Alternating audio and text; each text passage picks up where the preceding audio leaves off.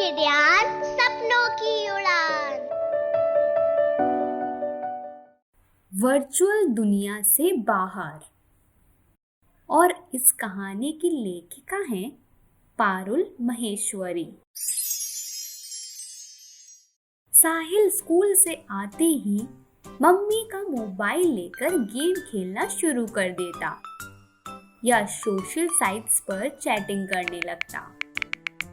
एक बार वह खेलने बैठता तो घंटों तक खेलता ही रहता। उसे ना होमवर्क की चिंता रहती और ना ही खाने की। फुटबॉल खेलना, गिटार बजाना और मोबाइल पर गेम खेलना उसकी हॉबी थी। पर अब वह सब कुछ भूलकर सुबह से लेकर शाम तक बस मोबाइल पर ही खेलता रहता।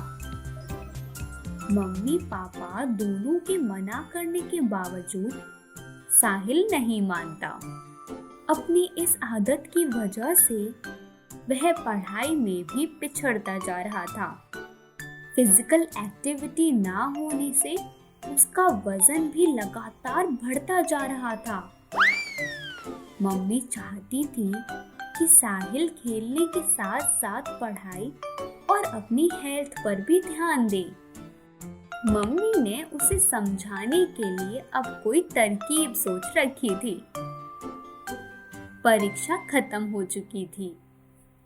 इस बार छुट्टियों में मम्मी पापा साहिल को लेकर गांव जाने की योजना बना रहे थे।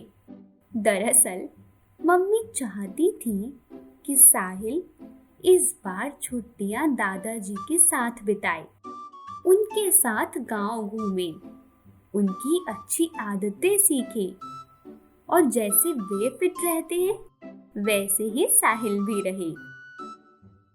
छुट्टियों में साहिल भी मम्मी पापा के साथ जाने को तैयार हो गया। उसने सोचा, वहां जाकर तो मम्मी मुझे पढ़ाई के लिए टोकेंगी नहीं। मैं मजे से पूरे दिन मोबाइल पर गेम खेलता रहूंगा। वाह, कितना मजा आएगा।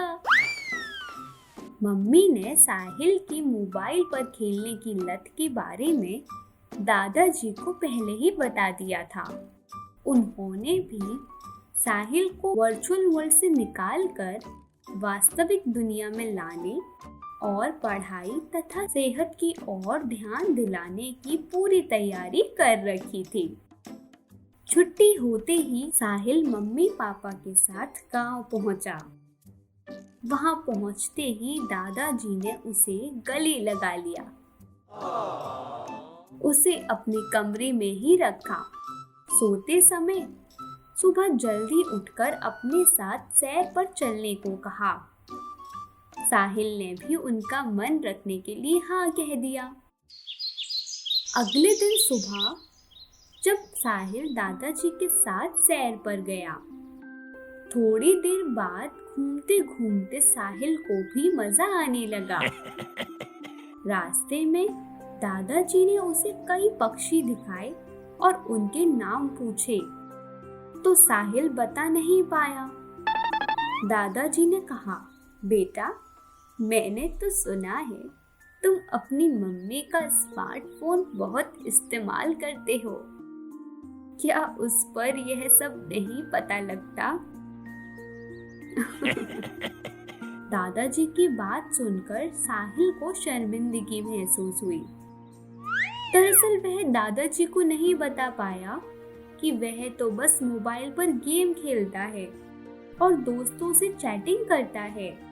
दादाजी ने रास्ते में साहिल को कई तरह के पेड़ पौधे, खेत खलियान और अपने गांव की नदी भी दिखाई। साहिल को सुबह का यह नजारा बहुत अच्छा लगा। घर लौटते ही साहिल तो बिस्तर पर लेट गया और दादाजी ने आंगन में कसरत शुरू कर दी। उन्हें देखकर साहिल की आंखें खुली की खुली रह गईं। 2 दिन बाद साहिल के भाई अमित का जन्मदिन था। दादाजी ने आसपास के सभी बच्चों को घर बुला लिया था। पार्टी के लिए दादाजी ने पूरा इंतजाम कर रखा था। बच्चों को घर आया देख साहिल भी कमरे से बाहर आ गया और उनके साथ खेलने लगा। सब बच्चों ने खूब मस्ती की। साहिल को उनके साथ बहुत मजा आ रहा था। इस तरह से मस्ती उसने बहुत समय बाद की थी। पार्टी के बाद सब बच्चे अपने अपने घर जाने लगे तो दादाजी ने सबको अगले दिन शाम को फिर आने को कहा। दरअसल अगले दिन दादाजी ने बच्चों के लिए 1 मिनट गेम और कविता प्रतियोगिता रखी थी, जिसमें विजेता को पुरस्कार भी मिलने वाला था। प्रतियोगिता का निर्णय करने के लिए दादाजी ने अपने कुछ दोस्तों को भी बुलाया था। शाम को जब बच्चे घर पर इकट्ठे हो गए तो साहिल ने केवल 1 मिनट गेम में हिस्सा लिया। वह सोचने लगा, जब मैं तीसरी कक्षा में था तो स्कूल में हर बार कविता प्रतियोगिता में भाग लेता था। कई बार तो मुझे पहला पुरस्कार भी मिला, पर अब अपने घर में कविता प्रतियोगिता है तो मैं भाग नहीं ले पा रहा हूँ। साहिल की समझ में नहीं आ रहा था कि वह कौन सी कविता सुनाए।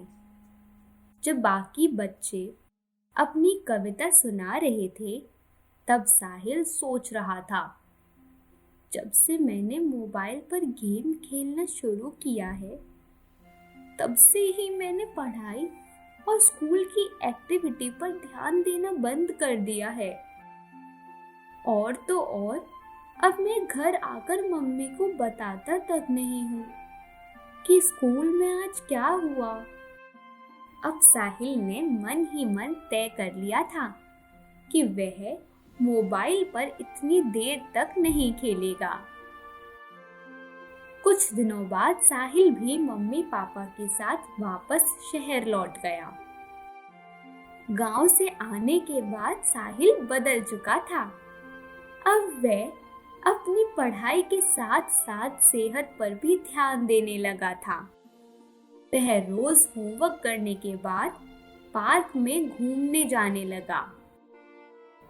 तो प्यारे बच्चों, इस कहानी से आप सब ने क्या सीखा? कि आपकी वर्चुअल दुनिया के बाहर भी एक दुनिया है और वह दुनिया वर्चुअल दुनिया से बहुत ज्यादा खूबसूरत है। तो आप सब भी मोबाइल पर कम से कम समय व्यतीत करें और ज्यादा से ज्यादा वक्त असली दुनिया में बिताएं। आशा करती हूँ आप सबको यह कहानी पसंद आई होगी। मैं आप सबसे जल्द मिलूंगी एक और मजेदार कहानी के साथ। तब तक के लिए आप सुनते रहिए किड्यान, सपनों की उड़ान।